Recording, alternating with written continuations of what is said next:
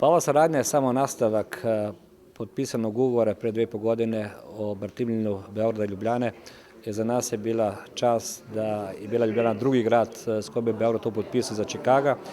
A saradnja među glavnim gradovima ima jednu veliku prednost. Mi, gradonačelnici i gradovi, nemamo ljubomoru između sebe, mi si pomažemo, koristimo dobra iskustva i prenosimo primjer dobre prakse.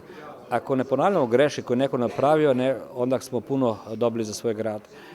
Moj poseban ponos je da kolegama koji su na putu u Evropsku uniju prenosimo naša dobra iskustva i dobru praksu koju smo već stvorili u Ljubljani, s kojom smo dobili ime u Evropi, tako da bez i malo dvojbe Ljubljana je najlepši grad na svetu, poznata po 4 elementa. Grad je čist, grad je zelen, više od 70% zelene površine, grad je siguran, među 20 najsigurnijih na svetu i grad je sa puno osmeha, puno ljubaznih ljudi.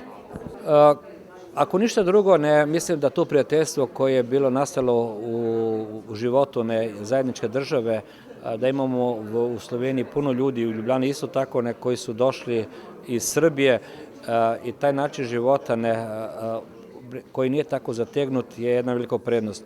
Puno ljudi u Ljubljani priča da bi hteli imati splavove kao što su u Beogradu, ali nažalost naša reka je premala da bi to stavili, tako da možemo i od kulture i u sportu učiti od onoga što je Beograd dao, a mislim da smo i na tom polju oni koji možemo i mi učiti Beograd. Govorim to da bi bilo dobro da se ta područja produbi saradnja, tako da bi imali na području kulture više nastupa, kulture područja Beograda u Ljubljani i obrnuto, ali to već teče svojim tokom. Imali smo to Atelje 212, imamo puno pevača koji dolaze iz Beograda, iz Srbije i verujem da će biti sada i u drugom krugu reprezentacija Srbije u košarci, pa ćemo imati puno vremena za druženje.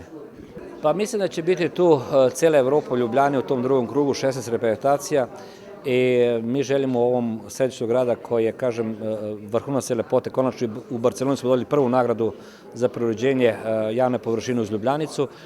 Spremit ćemo i ponuditi ugostiteljima da se svako izabere po jednu reprezentaciju za fenove, tako da ima, da kažem, domaću ponudu koju bi našli ljudi da su u Beogradu ili da su u Moskvi, tako da računam da ćemo imati ove godine rekordan broj turista.